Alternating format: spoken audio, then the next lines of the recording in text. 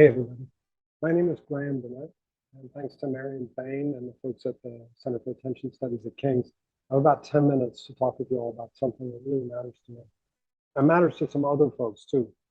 So if I understand correctly, I'm addressing a group of marketing and advertising executives in the UK. I'm talking to you from New York City, from Manhattan. When I put my glasses on, it's possible you're going to see a little reflection out there of the Manhattan skyline. Uh, I'm talking not just for me, I'm talking for a group of folks. You can see them down there in the corner, the Friends of Attention. And I think Marion and others thought that this group, a group of artists, writers, activists, others, academics, folks, would be of interest to you. You're definitely of interest to us. Who are the Friends of Attention? Because it's about that I'll be talking for the next 10 minutes or so. Friends of Attention are a group of people who care about attention in general, but who are particularly focused on theorizing, cultivating, practicing, sharing forms of attention that are resistant to commodification, resistant to financialization, resistant to monetization. So what does that mean? Well, you might say, I'm here as a marketing and advertising person. My whole job is to make money buying and selling attention. And we get that. And we also understand that advertising, the world of marketing, buying and selling attention, isn't brand new. It's been around for at least 150 years, depending on how you do this, the history that is. And bracket here, my day job, I'm an academic, I'm a historian. I do the history and philosophy of science, and I work on the history of the scientific study of attention.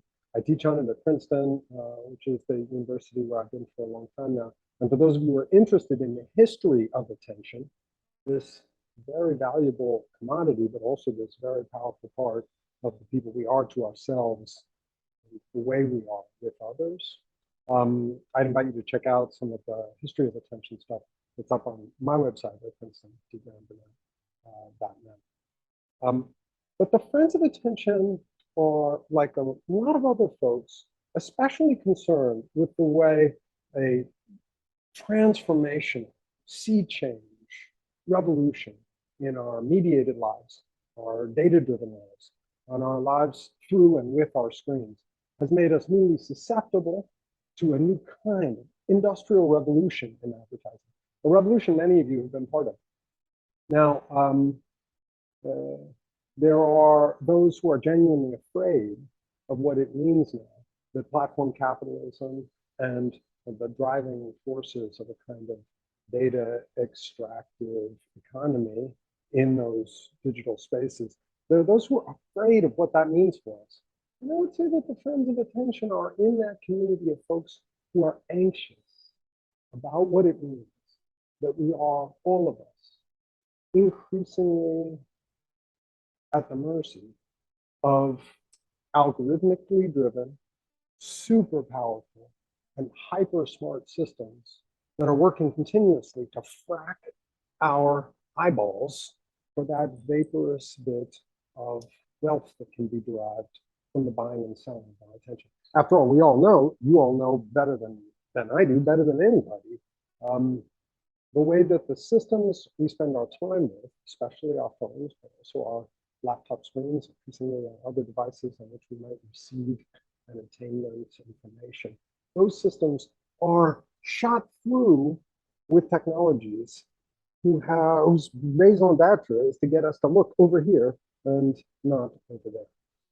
And to hold our attention to that little additional TOD, time on device, that is so valuable. Now, what does it mean to be interested in forms of attention that are resistant to commodification? Is that just utopian nonsense? We don't think so. Within the Friends of Attention are plenty of folks who are not opposed to market structures for economies. But I think all of us would realize that there are limits to that which can be bought and sold. And some of those limits are super important. Um, I mean, just to take a slightly polemical example, actually, you are in important ways in possession of your body, but you're not at liberty in most parts of the world to sell your own organs. Let's sell your organs. There are ways in which, as communities, we've drawn limits around that which can be bought and sold, that which can be treated as a commodity. And you can't sell your heart. It pumps the blood that makes you live. We might argue that it's empowering at a certain point to sell your attention because it's the thing that lets your spirit move. Or that's the kind of claim, I think, that lies through a lot of the work of the Friends.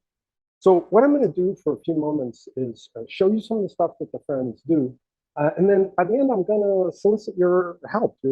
Ask if you'd be willing to help us out with some of what we do. Okay. So what I'm going to do is just show you the work that we do by popping open a screen share real quick. So let me see if I can make that happen. Maybe I'll begin by just showing the website. So you should be looking with me now. This is the Friends of Attention website. We were founded in 2018 at the Sao Paulo Biennial in Brazil, in the wake of a week-long set of artistic activations of attention and work by academics who were thinking about attention in politics and attention in technology. We gather together by Zoom and have done so since we were gathered in 2018, 2019. Held together during the pandemic in ways that were super powerful and important for a lot of us. We write together, and I'll come back in a moment to talking about this document, the 12 Theses on Attention, which, as you can see, very international, a lot of different folks working in different languages. This text, which was recently published as a book, the 12 Theses, is a text I'd like to share a bit with you. It's also made into a film. I'll show you a little bit of that in a moment. We also, every summer, gather for a workshop on politics of attention, like a seminar, summer school, with readings on the history and theory of attention, and also practices of attention currently. And perhaps most importantly, lately, we've been working to start kind of guerrilla education, underground teaching and learning environments to draw attention to attention and to sensitize kids to the value of their attention by letting them see the enormous industry, that is to say, y'all, who are focused on getting access to that attention.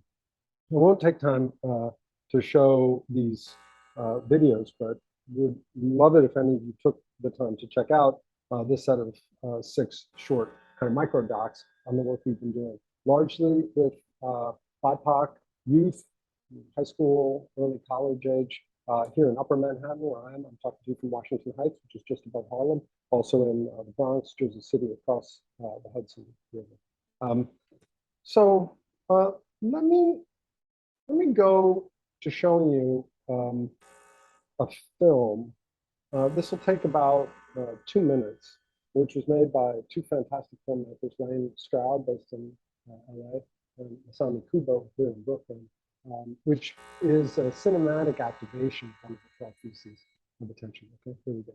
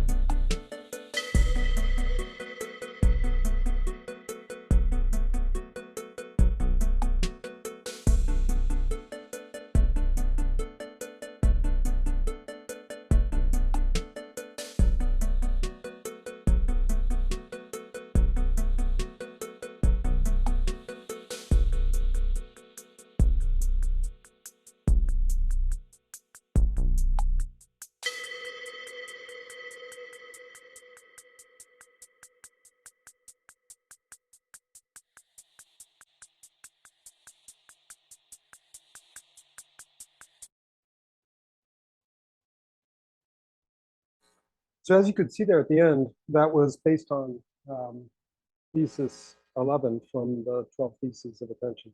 And this is the book version of that text published earlier this year by Princeton University Press.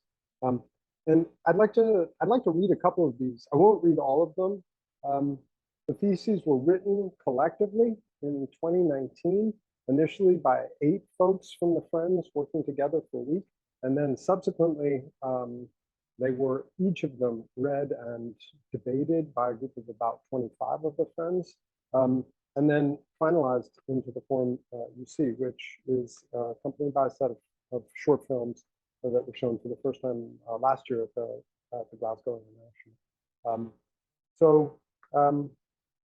I'll read the first of the 12. 1. The astonishing reality of things, beings, and persons. This is the object of pure attention. 2. True attention does the work of bringing forth. It is the aperture through which the latency of things, beings, and persons becomes present. Mere attention, ordinary attentiveness, is useful, standing in relation to the world like the opening, closing, entering, and exiting of the sensible doors in a well-maintained house. But unmixed attention, pure attention to what cannot be used, to what no one already wants, to what promises no knowledge or gain, does not require doors, because it walks through walls.